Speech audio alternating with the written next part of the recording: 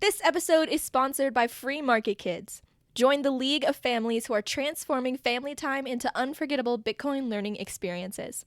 With our HODL UP Bitcoin mining board game, you're not just playing, you're building bridges, creating memories, and unlocking the brilliance of the future one block at a time. Every niche or target group has a certain language or certain challenges that if just one of them understands how Bitcoin fixes this, they can convey this to their people. Hey everybody, welcome to Orange Hatter. I'm a nomad. Got it. Okay. I ask a lot of personal questions because I think it's the personal journey that is the most interesting. And there are so many podcasts out there that are already teaching the how of Bitcoin, the technology of Bitcoin, and the politics of Bitcoin. But I think for women, and you probably have seen this as well, talking to women, we need to know the emotional why. Like, why should I care? I've already got a lot of things on my plate. Why should I redirect my attention and give you the time of the day to learn something completely new? That's what you mentioned. That's what you mentioned in your article also. I do agree, but I also think it's the same for men. I think as humans, we like stories. You know, maybe men don't notice so much, but we are all influenced by advertisement or, you know, like Super Bowl ads or whatever. Everybody uses stories, you know. But I think because Bitcoin is a technology, it just drew in techies in the beginning, you know. So I have a feeling that it's built by techies, but the adoption happens through storytelling and solutions, communicating, conveying solutions, you know. So I actually, it is a controversial take, but I actually think that orange pilling doesn't work because I believe that we are all only motivated to learn about something when we have a problem that needs fixing. Until we have a problem, why would we? I mean, we only have so much time nowadays. Why would we learn about something or invest time in something that has no relevance? And that's actually, I don't know about you, but in most stories that I hear from Bitcoiners they all say the same. Oh, I heard about Bitcoin in year so and so, and I ignored it. You know, and then a few years later, like for me, I heard about it in 2013. I saw this Bitcoin sticker, Bitcoin accepted here, and I thought, what's Bitcoin? Sounds like online gambling, money for nerds, you know, has nothing to do with me. And then 2 years later, I had a problem that I needed solving, which was that I noticed my money doesn't grow in the bank anymore. I don't get any interest. I don't have a proper pension. Like I had a pension plan, but it just didn't go anywhere. And I noticed I need to take matters in my own hands, you know, like I need to grow my wealth. I need to find a new way to grow my wealth. And the traditional options that I knew about until that point just didn't work anymore. And I noticed I need to become an investor. And I'm German. Germans are not raised to be investors. We are raised to be savers. And I was a really good saver. But yeah, it's stupid right now to save fiat money in the bank. So that was, well, first, because I didn't know about Bitcoin, I learned how to invest stocks and commodities of, you know, this kind of stuff, which was really interesting for me. But I also learned how our money system works, which made me cringe. And I didn't want to participate my energy or my money in that. And but then I heard about Bitcoin. And then because I was interested and I had a problem that needed solving, I invested more time and actually did start to study it this time. And I think I orange pilled myself. I mean, with all the help of all the Andreas Antonopoulos and whoever was out there at the time. I didn't have anybody who came to me and said, you have to look into Bitcoin, because it's going to do this or that for you. That did not happen. Yeah, I agree with you. And I also never did that. I never did that with other people. I never went to these women that I worked with. I never went to them. You have to. Like, no, this is what I do. If you're interested, I'm happy to answer questions, but I'm not going to push this on anybody. Yeah, I think sometimes the more we push, the more they back away from you. Even though we're very excited Exactly. and they can tell that we're very excited, you're like, no, no, no, that's not for me, Yeah. right? So tell me a Yeah. little bit about your background. You were in Germany and you were saving. Yeah. What were you doing? I, What is I your background? actually I actually wasn't in Germany. I've lived abroad for half my life, and now I'm a complete digital nomad. So I'm just constantly traveling. I was in the Netherlands. That's where I lived for a few years. And then I actually moved back to Germany. I tried to live in Germany again for a bit. So basically, I was moving countries and I was like, okay, let's take stock. Do I need to get a job? Do I want to restart my business in Berlin? That's where I was moving to. So I'm like, okay, let's just take stock of all the finances. You know, how much money do I have? How urgently do I need to make money? What about pension plan? Yada, yada, yada. And this is how I noticed how things had changed and how what I was doing, saving money, just didn't work anymore. So that's what happened. Yeah. As for my professional background, I've always worked in operations. I'm an operations manager. I've done this in the corporate fashion world, then in the self-development, spiritual development world. I've worked for some spiritual teachers. And then a year or 2 years into my Bitcoin journey, I was like, nah, I don't want to do anything else anymore.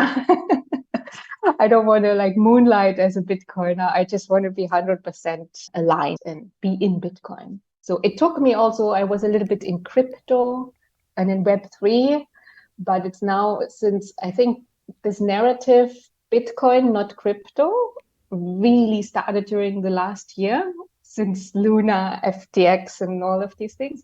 And I was like, yeah, I've always told people just do Bitcoin, don't make things complicated, you know, like of course you can do all the altcoins or shit coins as well, but you're not making a mistake if you're only in Bitcoin. And for me, this is just the last year has solidified this. I am a Bitcoiner. I don't I don't want to do anything else anymore. Yeah. So now you're full-time working in Bitcoin. Yes and no, because right now I'm in between jobs. I don't have a project. I just finished one a month ago. And but I have these phases, you know, as a freelancer, you know how to deal with these phases. Either you have a lot of work or you have no work for and in Bitcoin also, or even in crypto, you know, things we know the market cycles and the workload or availability of jobs rises and falls with the market cycles. So, but I'm prepared for that. That's fine. But I had this new idea since I really, like I mentioned, I think just before we started recording, I went to the Bitcoin conference in Prague in the summer. And I realized that I had been serving outsiders of the community, like people who wanted to buy their first Bitcoin or learn about what this whole thing even is. And I really noticed I want to start serving the Bitcoin community now. So I was like, how can I add value to Bitcoiners? What happened as I was connecting with lots of other Bitcoiners, many of them were like, oh, you work in Bitcoin, you made it. And wow, I wish I could do that too. And I thought, oh, people want, I think this is maybe a natural evolution as you, for a Bitcoiner. First, most of us come into this world for the money. And then we really understand the power of decentralization or sovereignty and true financial freedom and the technology and this and that. And I think we come to a point where we just want to start contributing to the network, whether it's the computer network or the human network, the Bitcoin network. And maybe some people decide to run a node at that point or start building an app or whatever. And other people just might decide, I want to get a job for a Bitcoin company. You know, we all can contribute in different ways. This happened to me a few years ago. I've been working in Bitcoin now for, I think I started 2018 or 19, not sure anymore. And I noticed that other people seem to go through the same process. So I thought, so I have been in this world. I know how it works. Why don't I help other people do the same? So this is how I started this new project called Bitvocation. because I believe it's a calling, it's a vocation. We're not just getting a job. I'm in super early stage right now. I'm not making any money from this, but I'm having so much fun. It's such a creative process to connect with everybody and to find out what are their challenges and to see over time how I can add value to them. So how I started, I don't know if you saw this, but I made a simple, I didn't make it, I had it made, a Telegram bot that is posting into a public channel all the latest job openings, Bitcoin only job openings. Yeah. So because when you are searching for a job, there are a few job boards, but they don't have all the latest openings. So it can be quite time consuming. Job search can be quite time consuming. So I'm like, I'm German, I'm all about efficiency. So I'm like, why not just make a bot and have this sent to people's phone? They just need to open Telegram once a day or something and scroll through the feed. And also because there are tons of Web3 and crypto Telegram channels. With our bot, we completely cut out the noise and we do Bitcoin only, which I think is valuable to curate all of these jobs. So that's my first little product, free product. How do people find that? I'm just posting everywhere on social media, but I just started. My Twitter account has 97 followers, so it's not like I have a lot of reach. But yeah, I think people are starting to share it. I just have a little more than 100 people subscribed to the bot now, but it's only a week old. I think that is such a desired service and very needed. There's a group of Bitcoiners who are starting this new initiative called Operation Bitcoin. And it's all about spreading Bitcoin education to veterans after they come out of the military service and, tell them about Bitcoin and why it's useful. And then, of course, as a follow-up, you want to offer them something else. You don't want to tell them about Bitcoin and then just kind of set them loose. And so one of the things that they talked about was how do we direct them into Bitcoin jobs? Because that's the ultimate dream of all Bitcoiners out there. Like eventually they want to give up their fiat career and fiat job and go full-time into Bitcoin. Yeah. So I think what you're providing is tremendously valuable. So good job. And you got to start somewhere. It's okay. 97 followers. That's a start. So great. Congratulations. That's awesome. Yeah. Thank you. The one thing I want to say about this though is that sending out CVs everywhere, I think is the least possible way to find a job. And I don't know if that is Bitcoin specific or because I haven't actively looked for a job. Thank God I didn't have to for a while. So I actually don't know how things work out there. But for me, how I have been finding all my projects has all been through the community, through networking. Yeah. So this is the number one way. And since Bitcoin is a community, I think this is what people really have to learn, to utilize the community to really become connectors. I mean, it is a network. You have to network. You are a node in the Bitcoin network. And the more other nodes you connect to, the more successful you will be. So there are tons more ways. So this is all in my head right now, how I can convey this to people, how to package this up. But yeah, you mentioned that when you went to the Prague conference, you knew everybody, but nobody knew you. So it's time to change that. Exactly. Yeah. So let's see. But it's a really nice creative process. And it's so nice to speak to all these people. Like just today, I posted in this Telegram channel, because I noticed how many people are completely utilizing LinkedIn. And because LinkedIn, I think for Bitcoiners is also not our first thought. Someone connected with me recently on LinkedIn and said, yeah, even though we are in Bitcoin, let's connect here on peak fiat LinkedIn. I was like, this is the perception of LinkedIn out there. But there are really Bitcoin specific recruiters. And where are they going to look for candidates? On LinkedIn. It is still the number one search engine. And it is such a great tool to utilize to be found in your sleep. Just optimize your LinkedIn profile so that this can do your job search for you in a passive way. So I think this is right now, this week, this has really been forming in my head that this is maybe how I can provide the most value right now. Mm-hmm. So I just posted today in the channel, send me your LinkedIn profiles. I'm going to review them. And yeah, because it helps me learn. And we have a value for value way now to reward each other. So I can just put this out for free. And if someone finds it useful, they can decide what they want to give back later. Yeah, that's excellent. I need help. I know I know my husband needs help. There's a whole But science what to do it. you, yeah, but what do you do and your husband? Okay, so I just finished, I said just, but it was a few years ago. I finished homeschooling my 4 kids. Prior to having For kids, kids. yeah, 4 kids, homeschool all the way through high school, send them off to college. And then my husband and I were sitting there looking at each other like, what now? Because that was my full-time job. That was 24/7.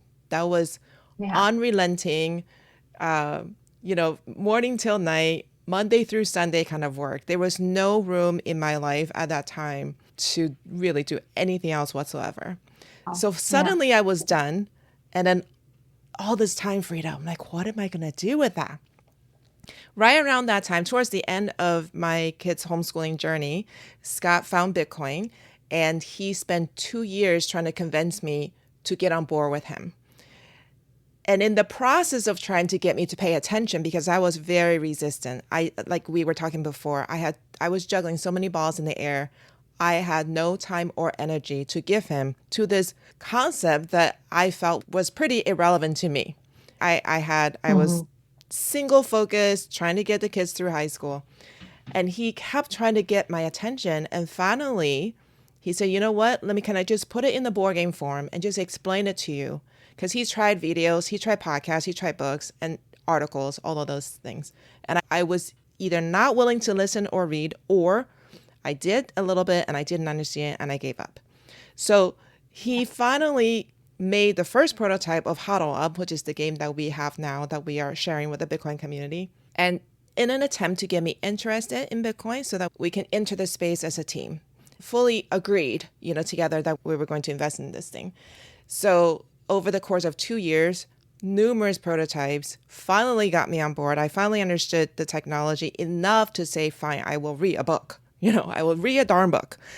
And of course, I read the book and I was sold because I'm 50. So I'm looking back at our money journey and I was like, I cannot believe I didn't understand what was going on. And all the decisions that we made that we thought were so correct based on what we've been told was just playing into their game. And I was so angry. When I was reading my first book, I was so angry I had to put it down over and over again. It took me several weeks to read this one little short book called Bitcoin, Hard Money You Can't F With. But at the end of the book, I was completely sold. And the kids graduated and now I have time. And Scott and I are looking at each other like, what are we going to do? And I said, listen, if you can use this game to show me that Bitcoin is real, then another Bitcoiner is going to be able to use that game to show their family that Bitcoin is real. And so that's what started us traveling to different states and bringing the game to different Bitcoin meetups, which led to my realization that we really needed more female voices in the space, which is why I started Orange Hatter podcast. And then more traveling, more conferences, and Scott and I realized that there's a great interest in the Bitcoin community in self-custodying their children's education, which is homeschooling, which is what we did. I can talk homeschooling all day long. Literally, like Scott can talk about Bitcoin all day long, politics, macroeconomics, all that stuff. I can talk about parenting and homeschooling all day long. And so we started a podcast called Bitcoin Homeschoolers. So now we have 2 podcasts. We're running Free Market Kids. We're trying to promote HODL UP. And Scott is a really avid game designer. That's his language. When Lightning started to become sort of common discussion topics in the Bitcoin community, second layer, making the transactions faster, cheaper, etc., he started thinking, how do I explain second layer to people? Because it can be very confusing. The inbound, outbound liquidity, it's not something very intuitive, at least for me, for people like me. So then he said, I want to make a Lightning game so that you can understand what they're talking about. So over the course of last year, he made a prototype, test it with us, then started bringing it to all of these Bitcoin gatherings. And he tried to play with as many experts in the Lightning space as possible. And now it's ready to launch. So we have that. Wow. We have another one that he was trying to explain entropy, the C phrases, like why it works, why 12 words is enough kind of thing. So that's another game that he has developed. And he's got several games in the back of his mind that he wants to roll out. So yeah, so that's what we do. So he stepped away from his corporate world as well. Yeah. So, but basically your job the last few years has been homeschooling. His job has been game designing. Is that what he does, or it's just a hobby? No, actually, it was a hobby. He worked in operations. I don't know if it's the same kind of operations, but he did warehouse operations, inbound, outbound, that kind of thing. He did that for 20 years. And now he's like, no, I want to be in Bitcoin full time. This is what I believe in. So that's what we're doing. Yeah. But amazing how, he obviously has or both of you have a skill to bring complicated topics or knowledge across and break it down, even for children.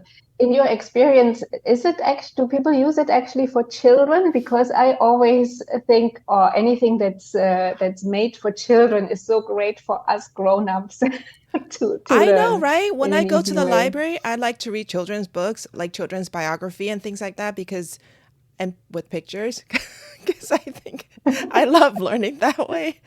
For HODL UP, Scott actually created it specifically for me. So yeah, it's for children.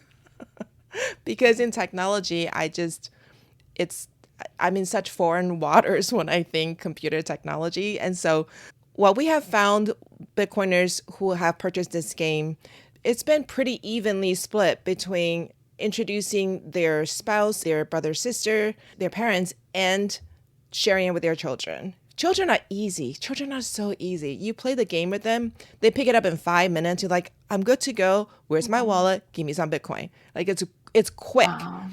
The game, it's designed so that it takes about half an hour, 45 minutes, depending on how long you want to strategize about winning the game.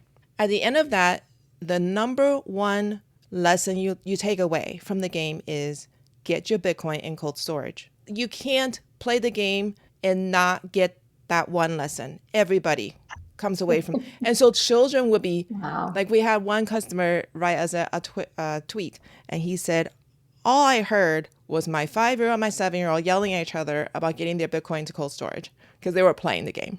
And we're like, great, that's awesome. Now, when our customers told us about playing with their parents, so they're harder to convince. They grew up under a different system and they have a lot more questions. So when they play the game, they start to ask questions like, what is this difficulty dial? Why do you keep moving number up and down? How come you start with more Bitcoin and then by the end of the game, you're earning less Bitcoin? Well, that's called a halving. And then we sprinkle other stuff in there so they can ask questions. So if they want to win, which everybody playing a board game wants to win, they will inevitably ask questions about Bitcoin because they must. It's part of the game mechanics. And at the end of it, even if they're not orange pilled, like you said, they have to have a problem that needs Bitcoin as the solution. So even if they're not orange pilled, they cannot help but to walk away from the game understanding more about Bitcoin. And that's the whole point. Yeah, amazing. Yeah. And amazing. Especially also, like we were talking about women before, in my work with women, I also noticed women just want to feel smarter when they find themselves in a Bitcoin conversation. Yeah. And even if you're not interested after playing this game, you are automatically smarter and you know actually how things work. Yeah, Great. Exactly. Actually, what started this whole thing was a game that Scott created to teach economic principles to our children when they were in elementary school.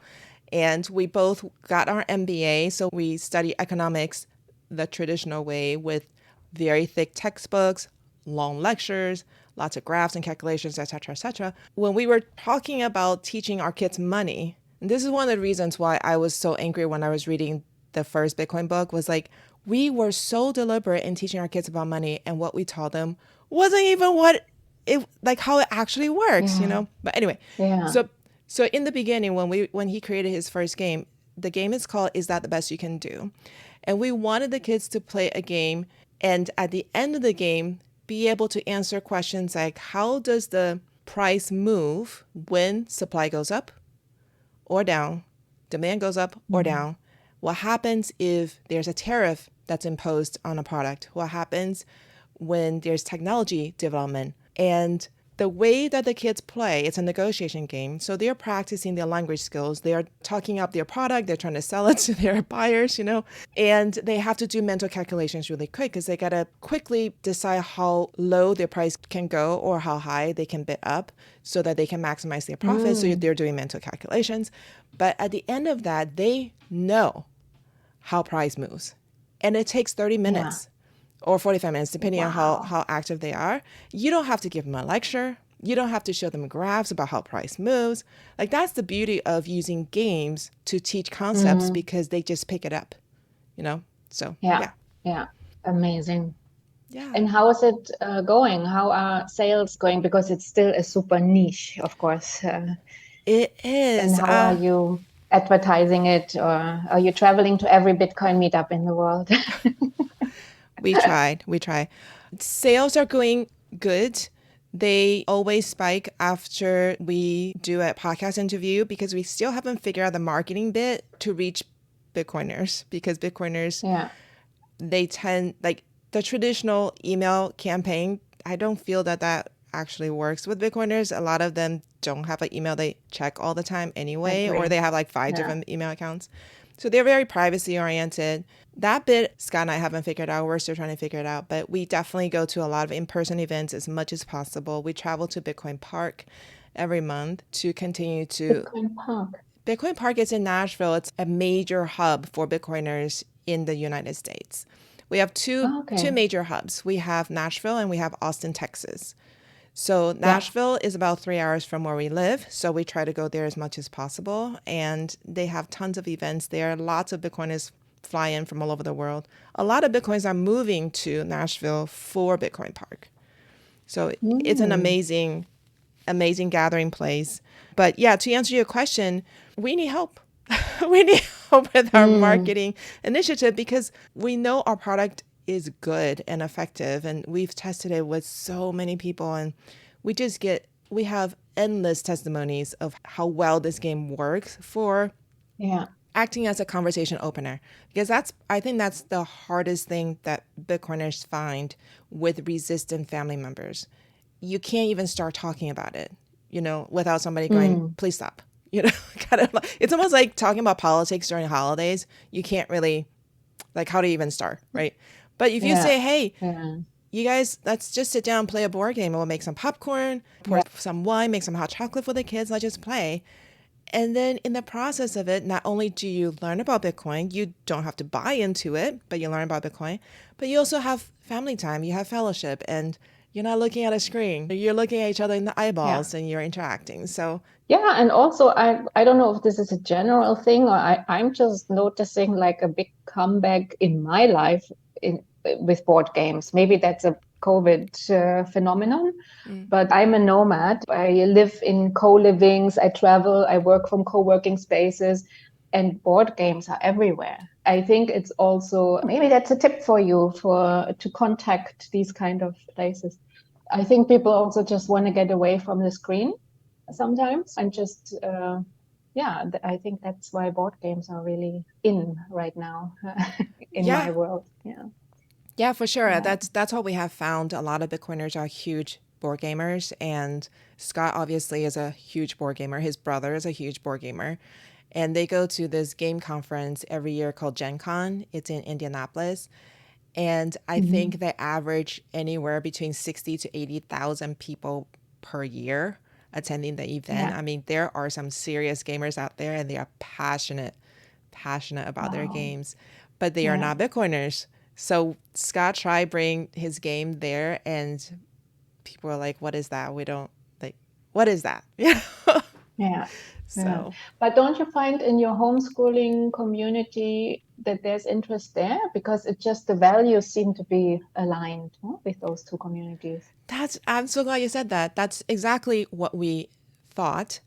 And so Scott and I did bring our game to several homeschooling conferences in the hopes of introducing this tool, because what better way to teach your kids about this new money technology, right? It's going to be the new money standard. And homeschoolers really care about that, like money education, financial education for their children. So we brought it there with such high hopes. But the crazy thing was that we had a booth, and the first conference we went to, we kind of danced around. We said, oh, it's money education. And once people heard that we were teaching Bitcoin, they were like, no, thank you, and just left. I'm like, that's so weird. So the second conference, we're like, you know what? We're not dancing around. We're going to put up, like, we had 2 spinning Bitcoin signs, like literally spinning over our booth. Like, if you care about Bitcoin, come here. We'll tell you about it. If you don't, fine. At that conference, I think there were 15,000 attendees, and you can see the traffic. You can see the aisle, people moving. What happens was they would see our spinning Bitcoin, and they would kind of make a wide berth around our booth, and they were avoiding eye contact. It was the wildest thing. It was wild, and Scott and I are just stunned. We're like, this aligns with everything you believe about homeschooling, why you're teaching your own kids, why you don't trust the public system. This fully aligns, but for whatever reason, they were not ready to hear it.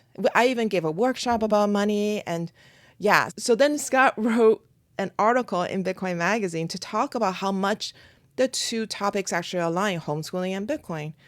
So there's a lot of interest in the Bitcoin community to homeschool across the board. If they can do it financially, they want to homeschool their kids, but not the other way around. I think that will change, though. I feel like it will change in the next few years. I think we just went there a little bit too early and people weren't ready. I noticed this in the, about FIRE, this movement, FIRE movement, like financial independence, retire early. FIRE. Have you heard about this? Yes, I actually interviewed someone for my podcast who told me about it. Yeah. Yeah. I heard about this a few years ago, and I was like, oh, these people must all be into Bitcoin. But they aren't. They do ETFs and, all the other stuff. And there's very, a few are open to it, but like, it's not like as much as an overlap as I would have expected. So it's similar to what you just said. Yeah, it's the same thing with the Dave Ramsey movement, the no debt, no credit. I don't know if you're familiar with him. He's very, very popular in the Christian community. I know his name, but I don't know. It's all about reducing your expenses, making sure you pay off all of your debts, be debt free.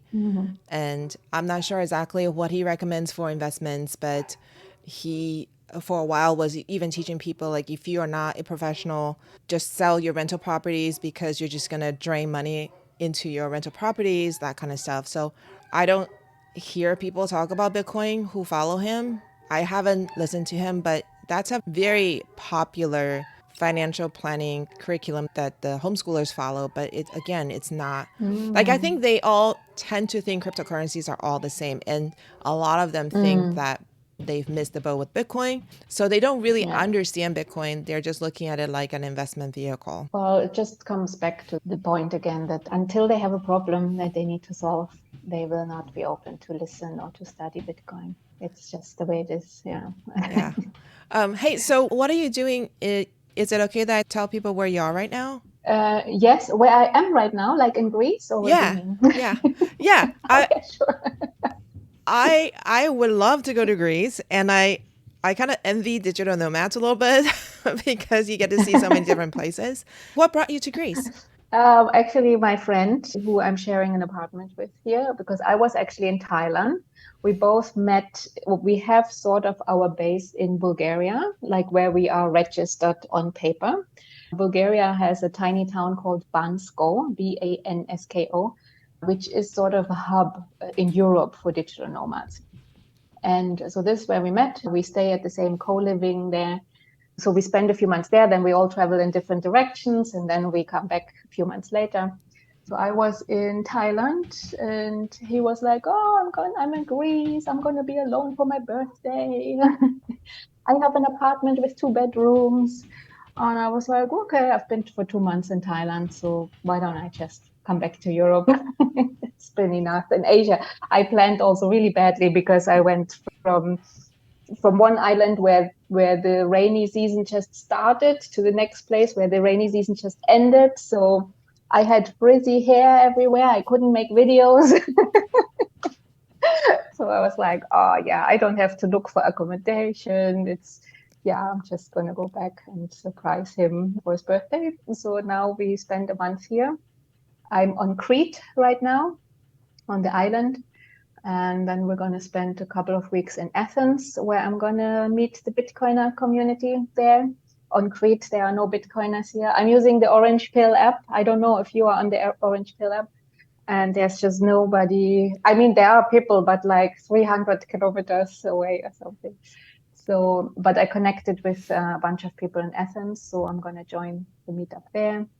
And then I'm going to make my way back to Bulgaria to rest. This is always my resting place. 2 months there, 2 months somewhere else, and then I come back. So yeah, I don't know if I'm a real digital nomad. I call myself a digital slow mad or homad So in because I don't want Bulgaria, to travel all the time. yeah, so tell me about this place in Bulgaria. I'm very curious. How many people are there and how many people go in and out?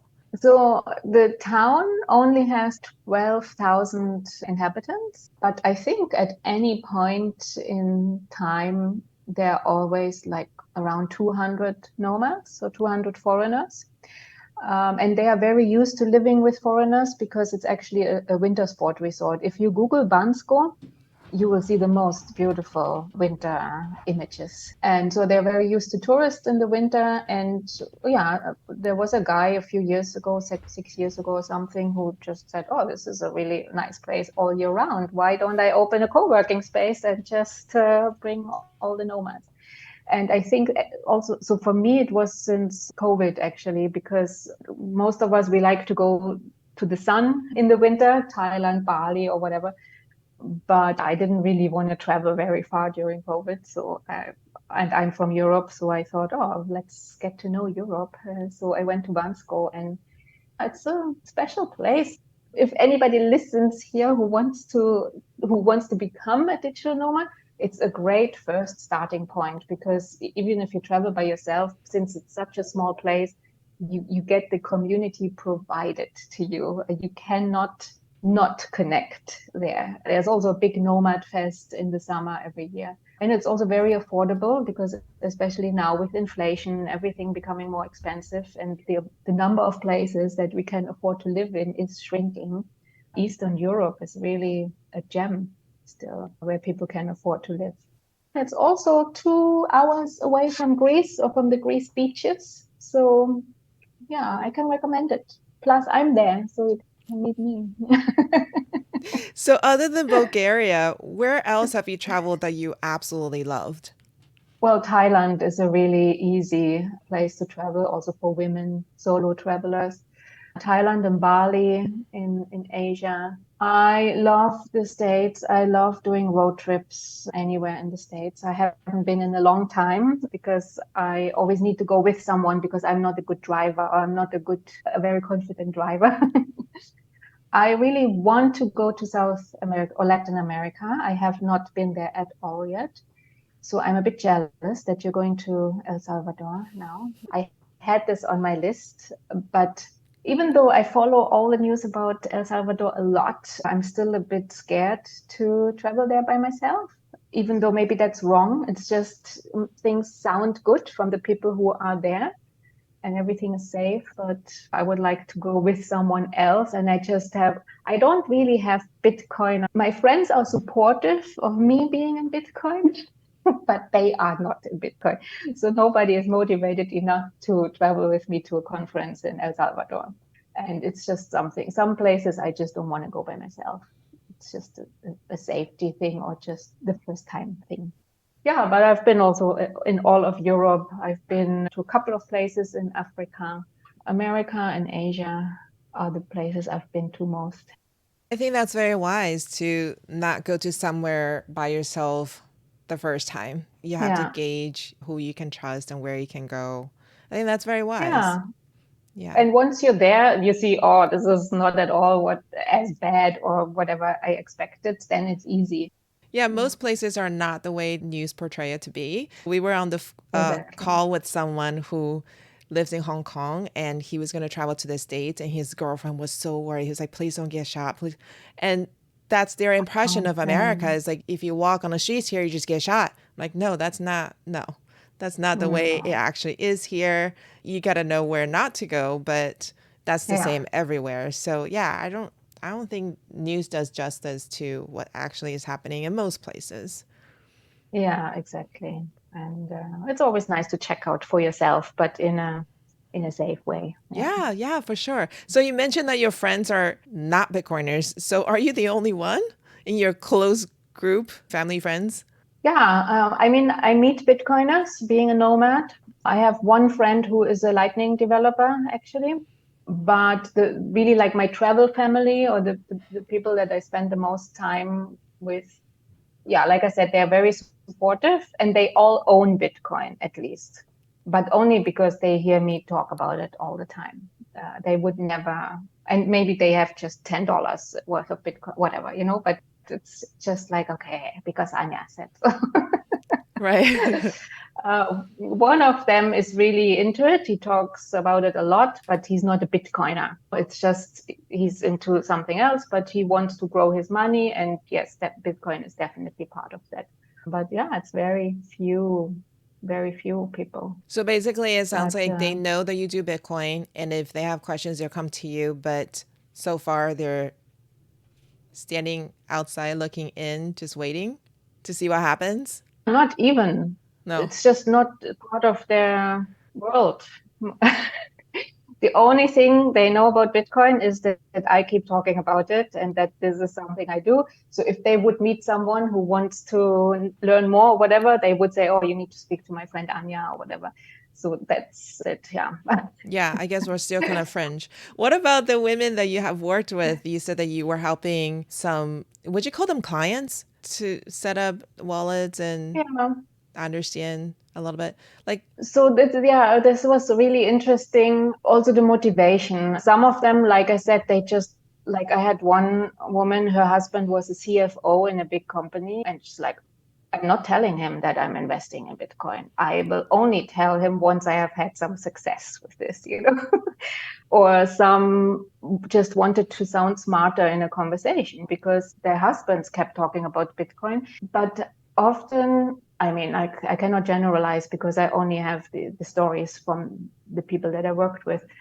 But often family members don't want to teach other family members. Like I had people send me their parents so that I could teach them.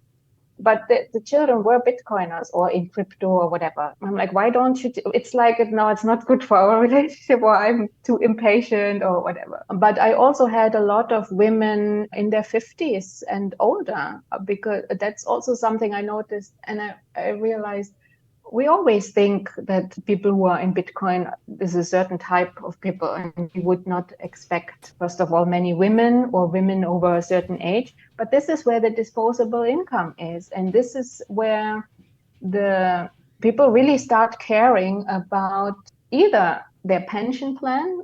I mean, that's something also with friends. Once they hit 40, suddenly they're like, did I actually prepare for my pension or whatever? Because you're suddenly closer to your pension than you were before.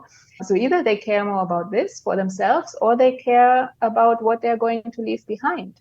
So we should not dismiss this age group. And maybe that's even really an important one to concentrate on and explain in a really good language or with games or whatever, what this is all about. But also what I liked about your article, going back to this about the stories and how we talk to certain target groups, this is also really something I believe in. There are, even you or I, we cannot speak to all the women. There are some women who we don't resonate with, and we cannot generalize that women are like this and men are like this. That's why I think the more Bitcoiners there are who can teach their people who are like them, like teenagers can teach other teenagers, or retired women or men can teach others in that age group. Truck drivers can teach other truck. I mean, every niche or target group has a certain language or certain challenges that if just one of them understands how Bitcoin fixes this, they can convey this to their people.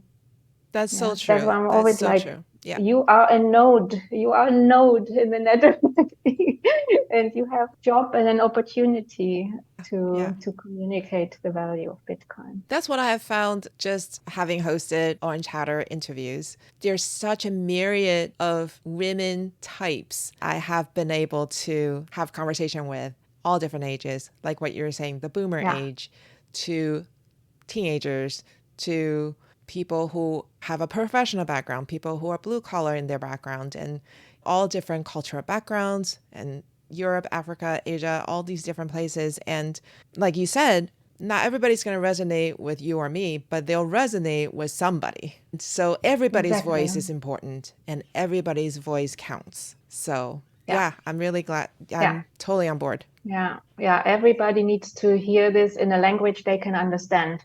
And there are only certain people who will speak their language. So true. I speak the language of certain type of people. You speak another one. So the more we are, the better. Yeah, for sure. What would you say to women who are sitting on the fence and just kind of waiting to see if they should hop into this whole crazy Bitcoin train? What would you say to them? I mean, there's a reason why they're waiting, why it's not urgent yet for them. So I can't say anything to them except for, once you are ready and you want to learn more, come to me or find your teacher, find someone who you understand, or read a book or whatever. But before they are ready, it's just useless to try to push it on them. Like you said before, the more we push, the more resistance we create. We just need to let people know that we are there. Yeah. And if it's not me, I'm going to send them to you or to someone else, someone who speaks their language. So how should people reach you? Should they look for you on LinkedIn? I am on LinkedIn, and this new thing that I'm building is called Bitvocation. That should be findable. And my handle everywhere on Twitter and Telegram, on YouTube, is Connect Economy. Right now, the one thing that I would love to spread is the Bitvocation feed on Telegram, which is the bot that sends you all the latest job openings. How do you find that? Well, the link is T for Telegram .me/Bitvocation feed. When you're in Telegram, it should also be findable if you just type Bitvocation feed. So, I can just join? Yeah. I joined. Your number 124. Welcome. Yay. I'm going to have Scott sign in too. Cool. Yay. Thanks for joining us today. If the discussion with our guest resonated with you and you would like to dive deeper into the world of Bitcoin, don't miss out on joining the Orange Hatter Women's Reading Club. The meetup link is in the show notes. Also, if there are women in your life whom you think would both enjoy and benefit from learning more about Bitcoin, please share Orange Hatter with them. Until next time, bye!